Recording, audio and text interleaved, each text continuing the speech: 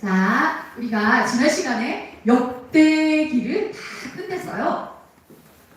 자, 역대기를 끝내고 오늘은 이번 주에는 어떤 말씀을 읽었어요? 에스라서를 읽었죠. 에스라. 맞아요. 에스라 1장. 1장. 오늘은 세계사까지 수업을 해야 되겠어요. 중고등부 친구들이 오면 훨씬 더 좋을 것 같은데. 그죠? 오예. 자기를 불렸다고, 오예. 그렇네. 자, 선생님이 바로바로 물어볼 테니까, 댓글로 바로바로 답해주세요. 알았죠? 자, 성경 읽은 친구들 많죠? 자, 에스라서 오늘 말씀은 1장, 1절, 2절, 3절까지 할까요? 3절까지 해보겠습니다. 에스라서, 에스라, 선지자 이름이에요. 선생님이 에스라가 누굴까? 그리고 여기 나오는 유명한 왕이 있어요. 세계사에서도 유명한 왕. 그리고 에스라가 살았던 시대는 언제일까? 그런 것들에 대해서 선생님이 얘기해 드릴게요. 자, 에스라서 다 찾았나요? 영혼이 찾았어요? 에스라 1장 1절부터 천천히. 자, 이제 한글을 막된 친구도 있으니까 천천히 읽을게요. 1절, 2절, 3절까지 읽겠습니다. 시작.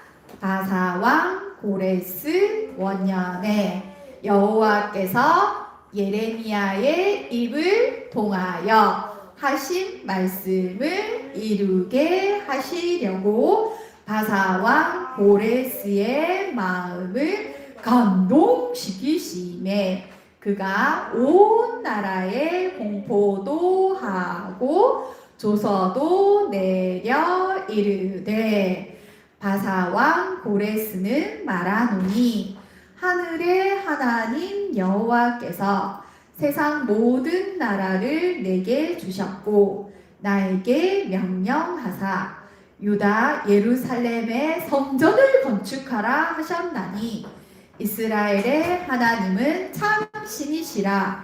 너희 중에 그의 백성된 자는 다 유다 예루살렘으로 올라가서 이스라엘의 하나님 여호와의 성전을 건축하라. 그는 예루살렘에 계신 하나님이시라. 아멘. 조금 길었지만 여기에 아주 많은 이야기들이 담겨 있어요. 자, 우리가 지난주에 했던 역대하 바로 앞장에 딱 보세요. 맨 마지막에 어떻게 끝나냐면 역대하에 보면 바사의 고레스 왕 원년에 하나님께서 감동시키시면 이 말이 똑같이 나와요. 그래서 고레스가 하나님의 감동을 받아서 하나님 예루살렘에 성전을 건축하라 해서 이렇게 다 같이 건축하러 왔습니다 라고 하는 말씀이 여기에 있는데 이어지는 거죠. 그죠? 자, 역대기와 에스라서는 언제 지어졌을까요? 어느 시대 때? 바로 페르시아 시대 때 이루어졌어요. 자, 그래서 이스라엘이 이제 멸망을 하게 돼요. 어떻게 멸망하죠? 위에는 아수르 왕, 밑에는 남유다는 바벨론에 의해서 왕도 잡혀가고 많은 사람들이 잡혀갑니다. 한 400만, 500만 명이 그때는 이렇게 전쟁에서 치면 사람도, 물품도, 재물도, 재산도 다 뺏어가는 그런 정책이었어요.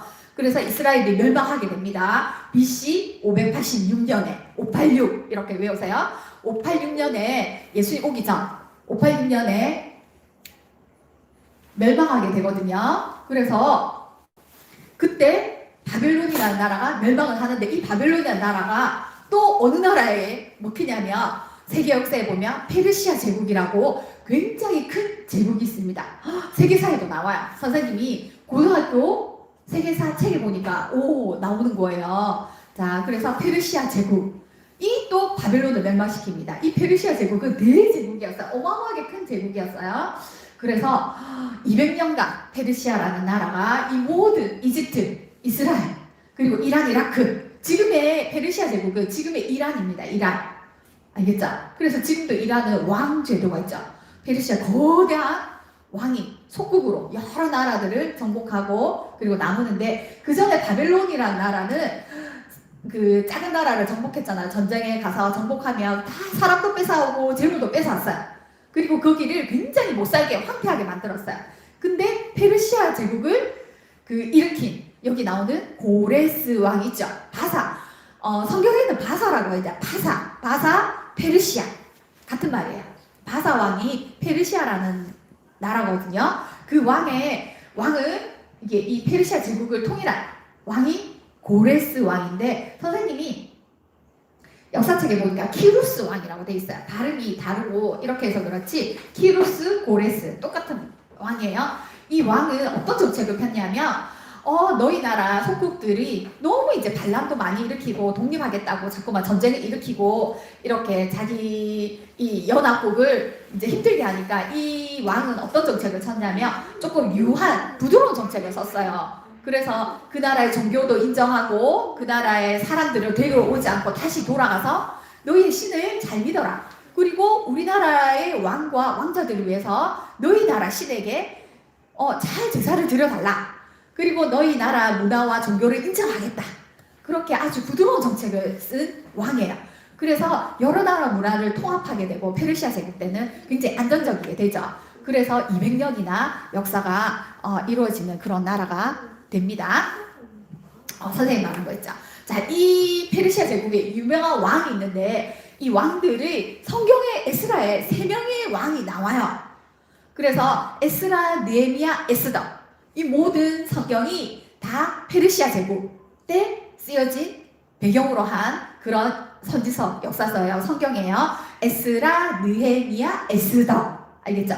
에스더는 페르시아의 왕비가 되는 이야기잖아요. 어느 왕이냐면 지금 여기에 넣었는데 아하수에로 왕이에요. 고레스, 다리오, 아하수에로 왕이 있고 크세르크세스 들어봤어요? 영화에도 나오는데 크세르크세스라고 하는 왕의 왕비로 에스라가 나오거든요. 그 다음에 마지막 아닥사스다 왕. 요렇게 뒤에 또 이제 왕들이 나와요.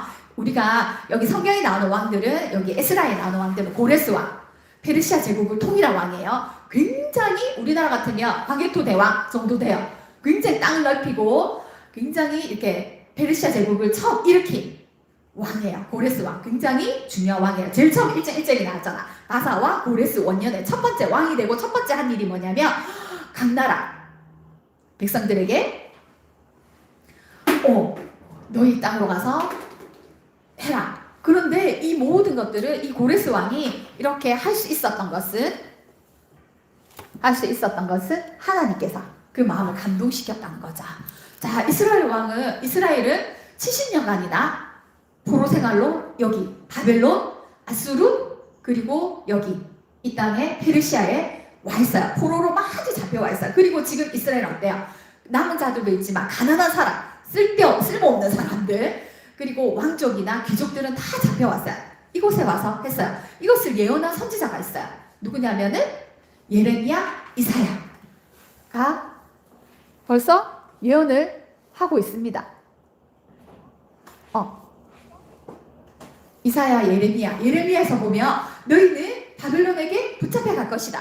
그리고 70년 만에 돌아올 것이다. 이렇게 예언하고 있고요. 이사야는 이때로부터 200년, 300년 전에 선지자야. 근데 벌써 44장 28절에 보면 고레스라는 이름이 나와요. 벌써 옛날 고레스가 태어나기 전 200년 전 앞에 이사야가 뭐라고 예언했냐면 북이스라엘이 망할 때 고레스, 너희가 지금은 망하지만 고레스라는 왕이 나타나서 하나님께서 그 왕을 들어서 너희를 다시 이 땅으로 돌아올 것이라고 예언을 해놨거든요.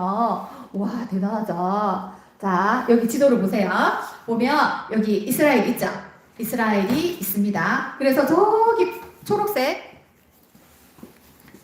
길을 따라서 쭉 올라가서 바벨론인, 자, 바사, 페르시아, 그리고 메데, 이 모든 나라를 페르시아에서 통일했어요. 아수르, 바벨론은 싹 다 저 리비아까지, 저기 그리스까지, 여기 전부 다가 바사의 나라예요. 페르시아의 나라죠. 이집트까지.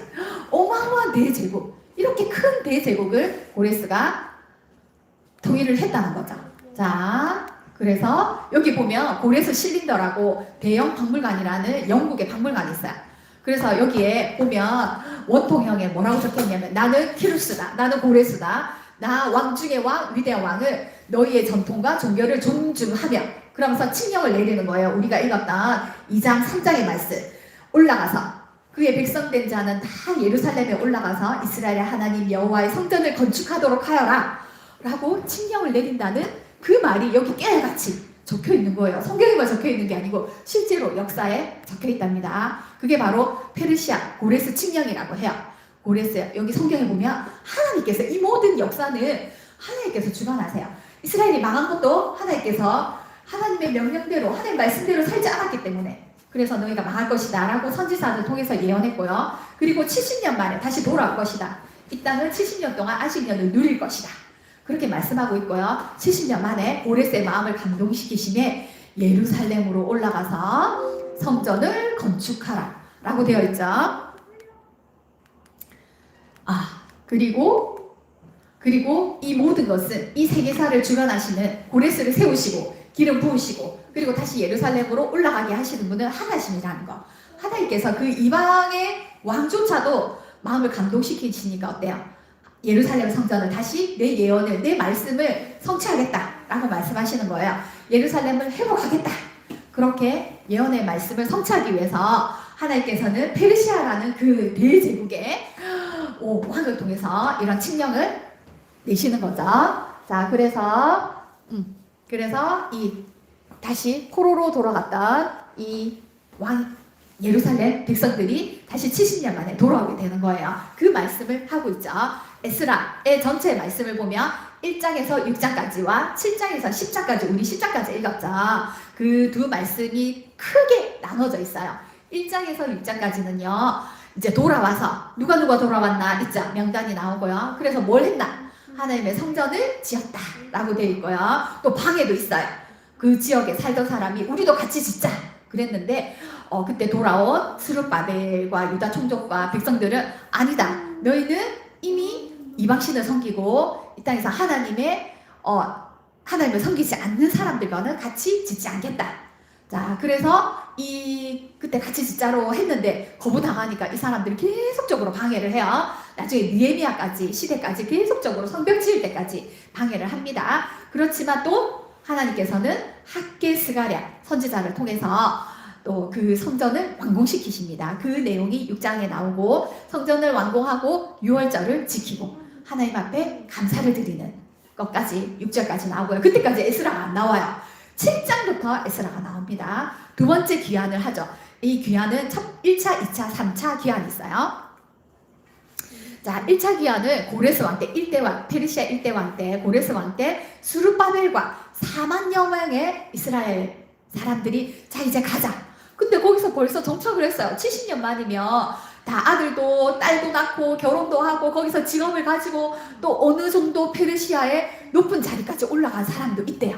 근데 이제 하나님께서 이제 스룹바벨과 이제 여러 제사장들과 많은 사람들을 다시 황폐한다, 아무것도 없는다, 이스라엘로 다시 돌아가라 이렇게 했을 때 과연 우리 같으면 그렇게 쉽게 떠날 수 있을까요? 여기서 다 정착했는데 그것도 아주 부강한 나라에서, 이스라엘보다 훨씬 더 잘 사는 나라에서 나는 직업도 좋아, 그리고 여기서 인정도 받아, 그리고 돈도 모았어, 좋은 집에 살아. 근데 하나님께서 이제 예언의 말씀을 성취하기 위해서 이제 너희 땅에 다시 돌아가라, 거기서 하나님 성전을 지어라, 거기 살아라 이렇게 말씀하셨다면 과연 여기 있는 걸 다 버리고 이삿짐을 꾸려서 다시 돌아갈 수 있을까? 아까 지도에서 봤듯이 그 땅으로 돌아가는 게 쉽지는 않아요. 굉장히 먼 거예요. 지금처럼 뭐 자동차가 있는 것도 아니고 기차가 있는 것도 아니에요. 그래서 다시 돌아가려면 다시 짐을 꾸려서 이렇게 먼 길을, 바벨론 저기 밑에 있죠? 저렇게 먼 길을 따라서 이스라엘로 간다는 것은 걸어서 하루 종일 걸어서 4개월 걸리는 땅이에요. 그리고 중간에는 우리처럼 뭐 폴리스, 군대가 지켜주지 않아요. 언제 어느 때 우리의 많은 재물들을, 어린아이들을 약탈해갈지 몰라요. 도둑들이 지켰다가 뺏어갈지 몰라요. 그러한 위험한 길을 4개월 동안 걸어가야 되는데 우리 모든 걸 다 챙겨서 걸어가는데 시켰어요, 안 시켰어요? 영어만 쉽지 않겠죠? 그죠? 근데 4만 명이나 되는 사람들이 모여서 우리가 이제 떠나겠습니다 라고 결단을 하고 떠나는 거예요. 자, 그래서 1차로 떠났고요. 앞에 떠났고요. 그리고 하나님의 말씀대로 성전을 지어요. 쉽지 않지만. 그리고 2차로 에스라가 아닥사스다 왕 때 이제 그 뒤에 고레스 칙령도 있었어요. 고레스, 그 다음 다리오 있었고요. 그 다음에 아닥사스다 왕 때 다시 2차로 1,500명을 모았어요. 모으다 보니까 성경에는 누구 자손들을 모으다 봤는데 레위 자손이 하나도 없는 거예요. 제사장 자손이. 그래서 다시 또 제사장 자손을 모아서 이제 어떻게 해서 458년에 자, 한참 지났어요. 한 70년 지났어요. 맞나? 그죠? 한 80년 지났네. 1차로 떠나고 그 다음에 에스라는 누굴까요? 자, 나중에 선생님 다시 설명해 드릴게요. 굉장히 뼈대 있는 가문이에요. 에스라 학사예요. 율법 학사예요. 제사장 겸 율법 학사인데 이분을 따라서 다시 2차로 귀환하게 됩니다. 예루살렘으로 다시 돌아가게 됩니다. 그리고 나중에 성벽을 위해서 느헤미야가 아닥사스다 왕 때 굉장히 높은 청와대 비서실장쯤 되는 분이에요. 굉장히 높은 분인데 또 같이 또 3차로 귀환하게 돼요. 자, 언제 이스라엘이 멸망했다 그랬죠? 586년에 이스라엘이 멸망했고요. 70년 만에 돌아온다 했잖아요. 자, 1차로 포로로 갔다가 다시 1차로 귀환한 게 70년 만이에요. 또한 성전이 파괴되고 다시 스룹바벨의 성전이 지어진 때가 70년이에요. 정확하게. 그래서 하나님의 말씀을 예레미야의 입을 통해서 정확하게 이루어진다는 거 오늘 1장 1절의 말씀에 봤죠. 자, 에스라는 누굴까요? 에스라의 뜻은 하나님께서 도우신다라는 뜻이에요. 도우심이에요. 7장 1절에 에스라서 7장 1절에 한번 찾아서 읽어보겠습니다. 7장 1절 찾았나요? 영어와? 7장 1절 말씀 선생님이랑 같이 읽어보겠습니다. 이 일 후에가 뭐냐면 스룹바벨이 예루살렘 성전에 스룹바벨 성전이 짓고 난 후에 얼마 안 된 것 같지만 60년이나 지났어요. 60년 후에 바사와 아닥사스다가 왕위에 있을 때 에스라라 하는 자가 있으니라. 그는 스라야의 아들이요 누구의 손자요 누구의 증손이요 계속해서 나오는데 쭉 나오다 보면 최고로 누구? 아론의 16대 손이라. 오전에 말씀 보면 아론의 16대 손이라. 그래서 누구의 자손이라고? 아론의 자손. 아론이 누구예요? 모세 형님이죠. 대제사장이었어요. 그래서 에스라는 아론의 16대 손이라는 거. 그것을 말씀하고 있는 거예요. 그걸 말하고 있는 거예요. 누구? 정통 제사장 가문이라는 거. 그래서 에스라는 율법의 학자였다는 거. 그리고 율법에 익숙한 자요. 이렇게 나왔죠. 그죠? 그래서 율법 학자라는 게 하나님 말씀, 모세오경에 능통한 자다. 그래서 왜 에스라를 통해서 또 한 번 돌아가게 하셨을까? 성전은 건축되었어요. 하나님의 성전은 건축되었지만 그곳에서 신앙의 공동체를 이룰 하나님의 말씀을 가르치는 그런 사람이 없었던 거죠. 그래서 에스라를 통해서 이제는 하나님의 말씀으로 신앙을 회복하라. 신앙을 재건하라는 그 말씀을 주신 거예요. 그래서 율법 학사 에스라를 통해서 이제 나왔던 거예요. 다시 한 번 더 이제 페르시아에서 나왔던 거죠. 하나님의 도우심을 입은 자 왕에게. 그래서 굉장히 왕이 또 신뢰할 만한 사람이었어요. 그래서 7장 9절에 보면 하나님의 선한 도우심을 입은 에스라는 그 다섯째 달 초하루에 예루살렘에 이르니라 이렇게 돼 있어요. 에스라는 어떤 사람이냐면 10절에 보면 여호와의 율법을 연구하고 준행하며 율례와 규례를 이스라엘에게 가르치기로 결심하였더라. 이런 마음을 누가 주셨을까요? 누가 주셨을까요, 엄마?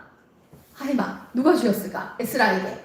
하나님의 율법을 가르치는 거 연구하면 돼요. 하지만 제일 어려운 게 뭘까요? 준행하여. 자기가 가르칠 수 있어도 쉬워도 연구하면 가르칠 수 있겠죠. 그렇지만 그것을 행하는 건 더 어렵겠죠.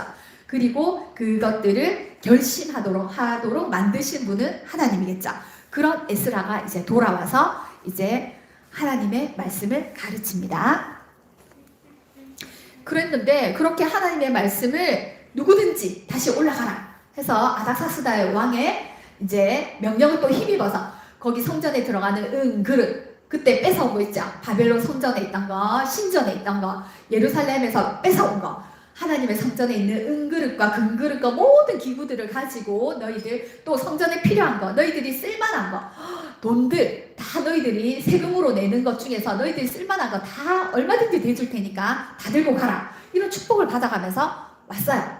다시 와서 그러면 잘 살아야 되잖아요. 이스라엘이 왜 망했어요? 왜 망했을까? 하나님의 말씀대로 살지 못했어요. 하나님의 말씀대로 살지 못한 게 뭐예요?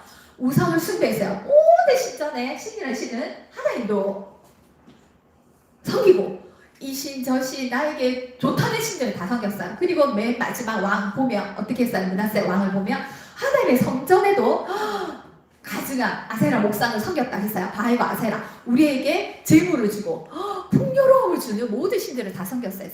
그래서 어때요? 이스라엘 나라가 폭망했잖아요. 그죠? 나라도 없어지고 백성들도 다 붙잡혀갔어요. 그래서 다시 돌아왔을 때는 어때요? 하나님 말씀대로 살아야 되잖아. 근데 다시 또 이방 신들을 섬기는 가증한 일을 했다고 말씀하고 있어요. 어떻게 하냐? 이제는 어떻게 나라가 없어졌다가 지금도 성전은 세워졌지만 너희가 거기서 제사를 드릴 수 있지만 나라가 세워진 건 아니에요. 다 페르시아의 속국이에요. 그냥 식민지예요. 식민지. 계속해서 그 식민 지배를 받고 있는 중이야. 그냥 너희들의 신전만 세워서 여기서 예배를 드릴 수 있도록만 한 거예요. 근데 여기서 어떤 일을 벌였냐면 통혼하다라고 되어 있어요. 저기 10장에 보세요.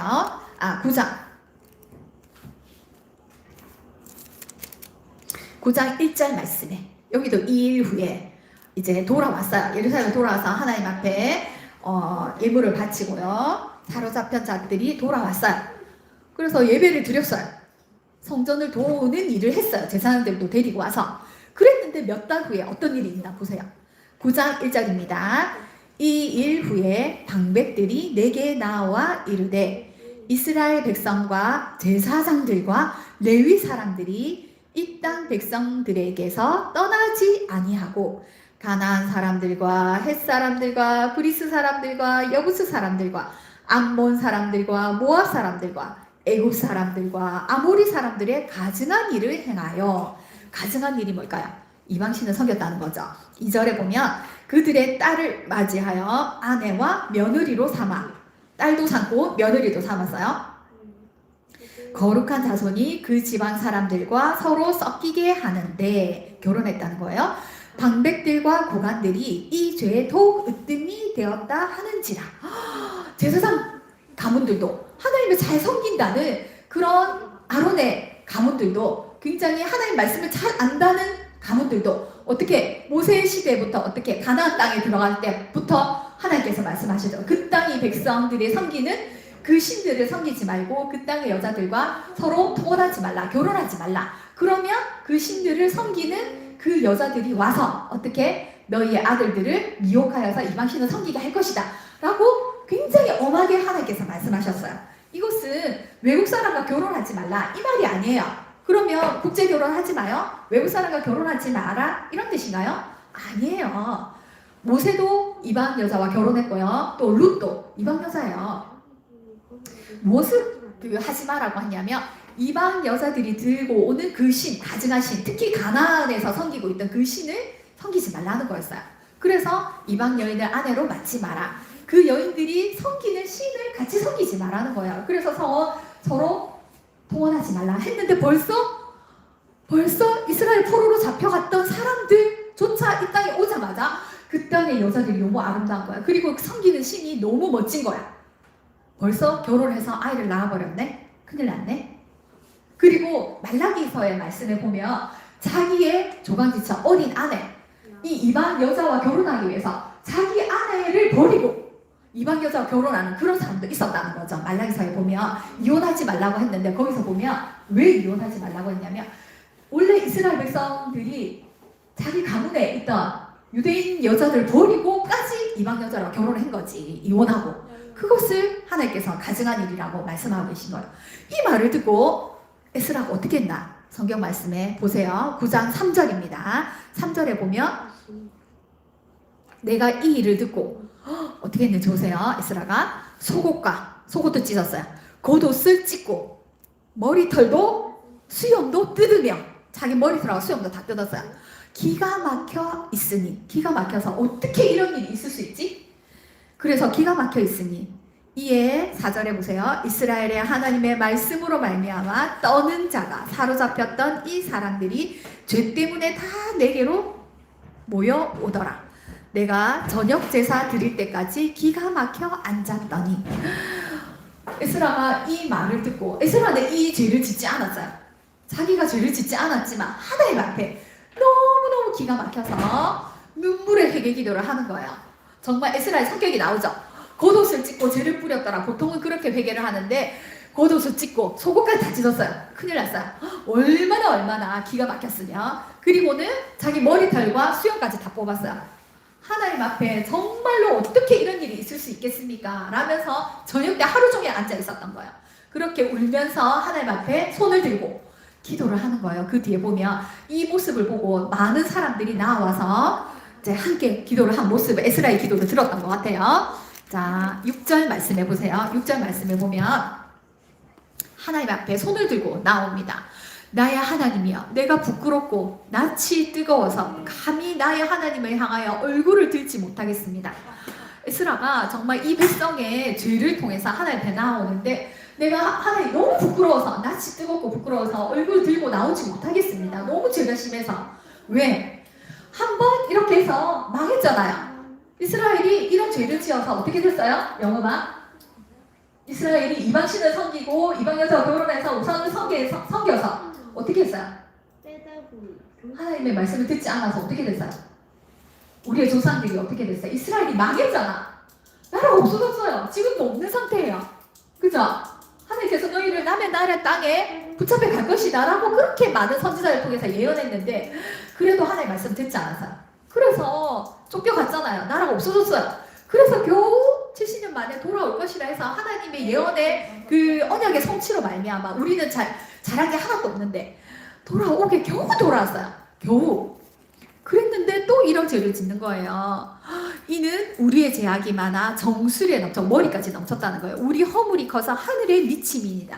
너무너무 죄가 커서 우리 조상들의 때로부터 오늘까지 말씀하고 있네요. 에스라가 우리의 죄가 너무 심하네. 우리의 죄악으로 말미암아 우리 죄 때문에 우리와 우리 왕들과 우리 제사장들을 여러 나라 왕들의 손에 넘기사 칼에 죽고 사로잡히고 노략을 당하고 얼굴을 부끄럽게 하심이 오늘날과 같습니다. 지금 오늘 이렇게 되었지 않습니까? 우리 조상들이 이런 죄를 지어서 우리가 나라가 뺏기고 백성들은 다 잡혀가고 포로가 되고 노예가 되고 이 땅은 황폐하게 되지 않았습니까? 겨우 은혜를 베푸사 8절에 보면 우리를 거룩한 초세에 이렇게 돌아오게 조금 소생하게 하셔서 돌아오게 하셨습니다. 우리가 비록 노예가 되었지만 종살이하는 곳에서 버려두지 않고 불쌍히 여겨서 하나님께서 이곳에 성전을 세우게 하시지 않았습니까? 하면서 9절, 10절에 계속 나옵니다. 10절에 보세요. 우리 하나님이여, 이렇게 하신 후에도 우리가 주의 계명을 저버렸사니, 우리가 이렇게 했는데 겨우 몇 명이 돌아왔는데, 근데 우리는 또 하나님의 말씀을 저버려서 이제 무슨 말씀을 하겠습니까? 이제 어떻게 용서를 해달라고 하겠습니까? 에스라가 보면 용서를 해달라고 말을 못해요. 왜? 너무 하나님께서 싫어하는 죄를 지었다는 거죠.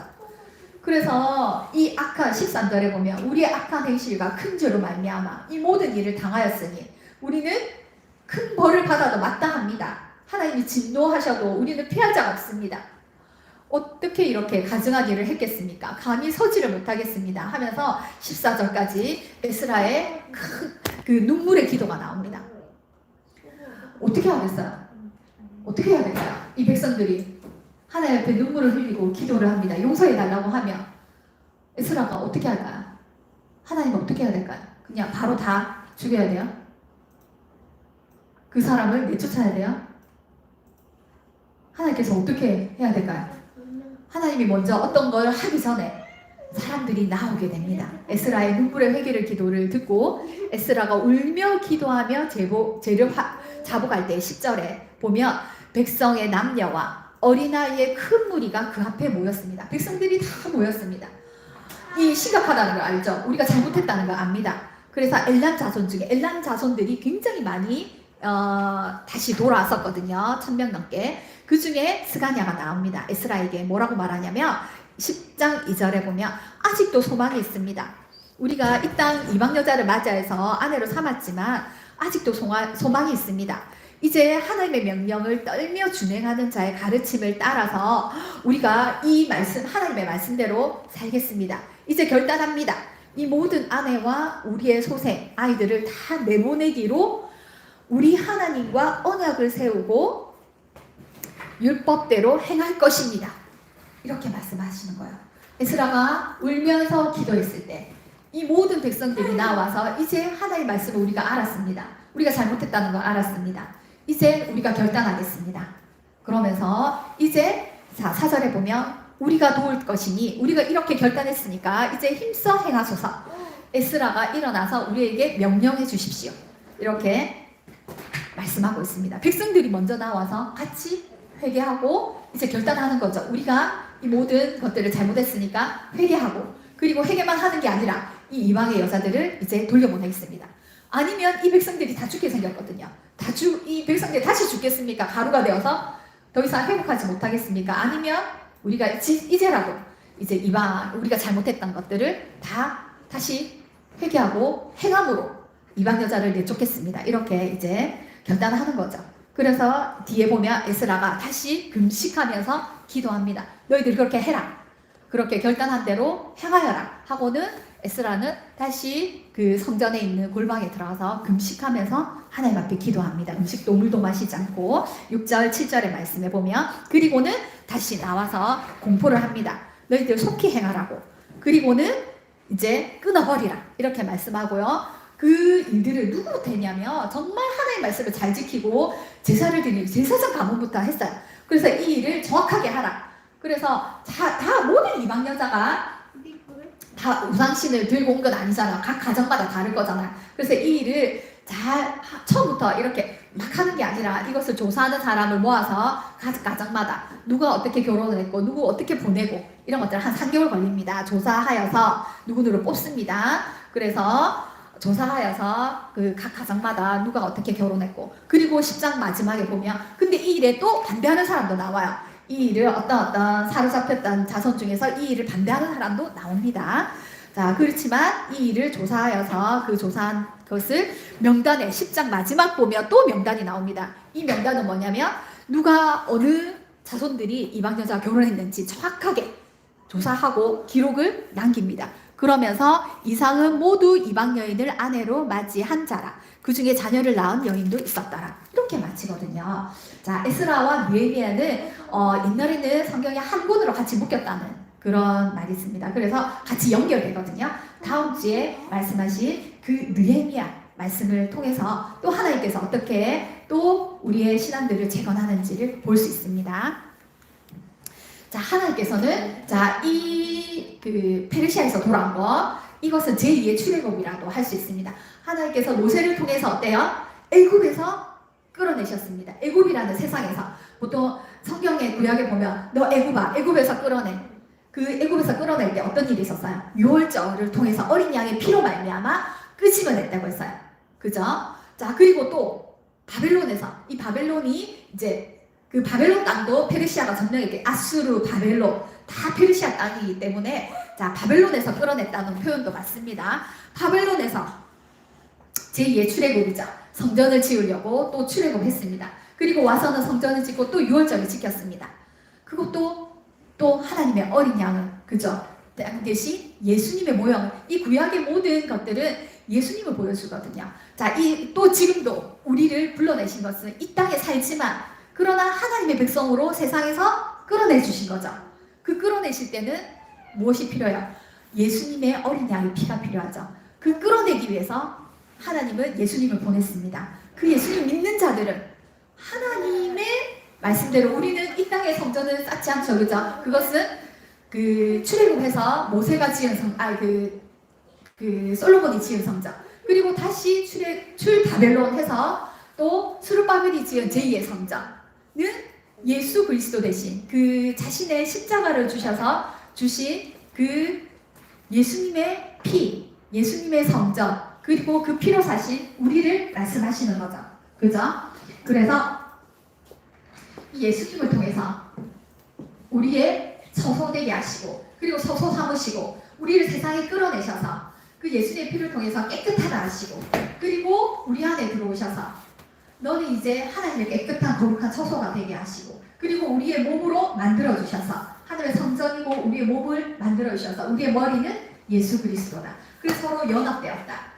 그래서 이 땅에 보이는 교회가 아닌, 보이는 하나님의 성전이 아닌, 그것은 그림자랬죠. 우리는 그림자를 더 이상 이제 붙들지 않습니다. 하나님은 우리를 통해서 하나님 성전을 지어가신다는 것을 말씀하고 있는 거예요. 자, 신약을 통해서 그 말씀을 보여주고 계신 거죠. 그죠? 자, 이런 에스라의 말씀을 통해서 우리가 배울 수 있는 것은요, 하나님께서는 계속해서 그 예수님을 통해서 그 다시 돌아온 그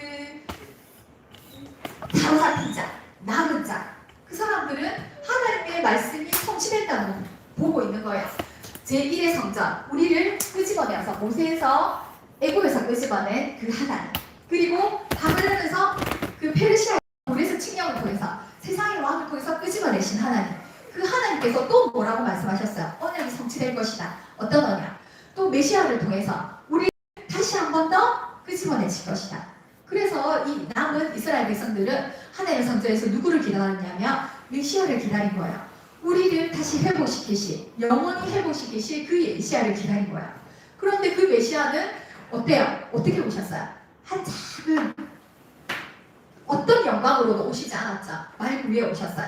그리고 아주 영화롭게 오시지 않았어요. 아주 작은 자의 모습으로 왔죠.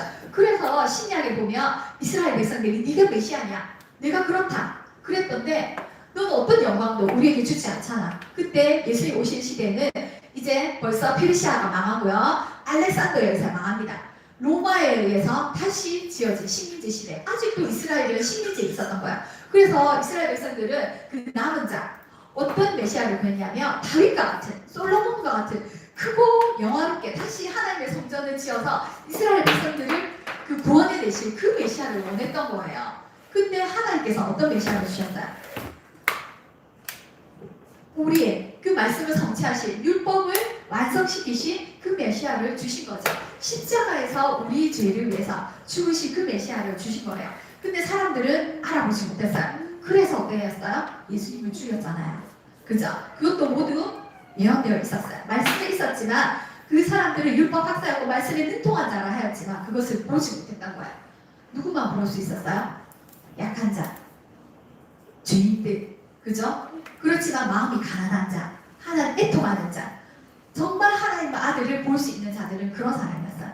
약한 자를 통해서 하나님 세우신 데잖아. 하나님의 나라를 세우신 데잖아. 그것은 보이는 나라가 아니라서요. 자, 우리 친구들도 이 세상에 섞여 살지만 하나님께서 이 세상에서 부르신 자예요. 사로잡힌 자예요. 이 땅에 속했지만 속하지 않은 사람들이요. 이 땅에 어떤 세상의 영광을 위해서, 보이는 것을 위해서, 풍요로움을 위해서 이방신들이 구하는 것, 세상에 잘나고 높이 되고 영광을 쫓아서 그리고 풍요로움을 쫓아서 살아가는 그 이방신이 뭐예요? 부처님 믿는 거예요? 뭐 이상한 종교를 믿는 거예요? 아니에요. 하나님 믿는다고 해서 이 세상에 영화로움을 쫓는 거, 예수님이 아닌 더 다른 것을 가치 있게 여기는 거, 소중하게 여기는 거, 의지하는 거를 말하는 거, 이방신은. 그래서 나는 하나님 외에, 그 예수님 외에 더 가치 있게 생각하는 게 뭔가? 게임인가? 유튜브인가? 공부인가? 내 건강인가? 내가 잘 되는 것인가? 돈 많이 버는 것인가? 이런 것들이 이방신이라고 하는 거예요.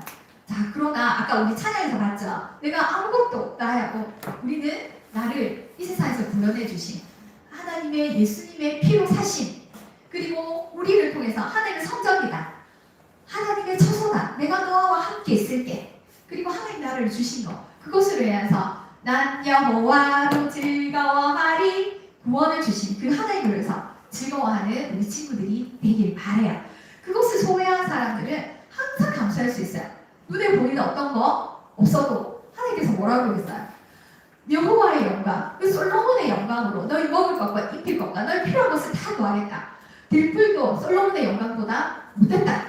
너희에게 있을 것을 내가 다 아는데 왜 이방인들이 구하는 것을 구하느냐? 너는 하나님의 나라와 의를 구해라. 그러면 이 모든 것을 더하여 주실 것이다.